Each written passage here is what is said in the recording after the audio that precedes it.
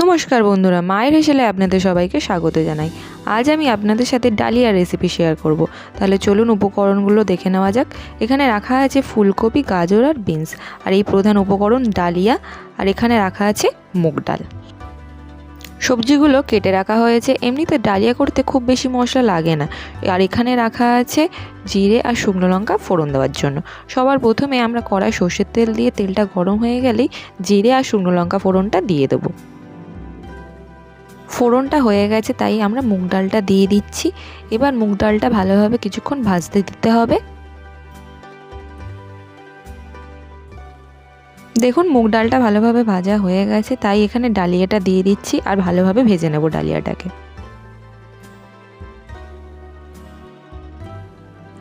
ডালিয়াগুলো ভাজা হয়ে গেলে আমরা পরিমাণ মতন জল দিয়ে দেবো ডাল আর ডালিয়াটা সিদ্ধ হওয়ার জন্য। ডালিয়ার জলটা ফুটতে শুরু করেছে, এই সময় আমরা সব সবজিগুলো দিয়ে দিচ্ছি আর দিয়ে দেবো মশলাগুলো। কেমন,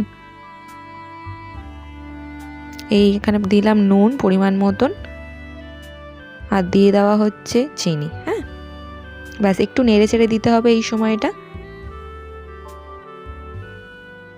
এখন অন্য একটা জায়গায় ফুলকপিগুলো ভেজে নেওয়া হচ্ছে।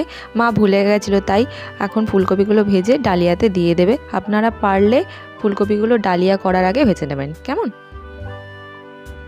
ডালিয়া ডাল দুটোই যখন সিদ্ধ হয়ে যাবে আপনারা অল্প পরিমাণে ঘি দিয়ে দেবেন, যাতে গন্ধটা খুব সুন্দর আসে ডালিয়ার।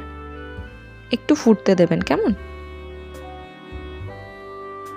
একটু নেড়ে চেড়ে নেবেন ঘিটা দিয়ে। দেখবেন ডালিয়া নিচে যেন ধরে না যায়। আমাদের ডালিয়া রেডি। ঠিক এইভাবে করলে ডালিয়া খুব ভালো লাগে খেতে। আপনারাও বাড়িতে একদিন ট্রাই করুন। আর এখানে ডালিয়াটা নামিয়ে নেওয়া হচ্ছে। আর আমাকে করে জানান আপনাদের এই রেসিপিটা কেমন লাগলো। আমার এই ভিডিও যদি আপনাদের ভালো লেগে থাকে তাহলে অবশ্যই একটা লাইক, কমেন্ট, শেয়ার আর সাবস্ক্রাইব করে দেবেন আমার চ্যানেলটাকে। ধন্যবাদ।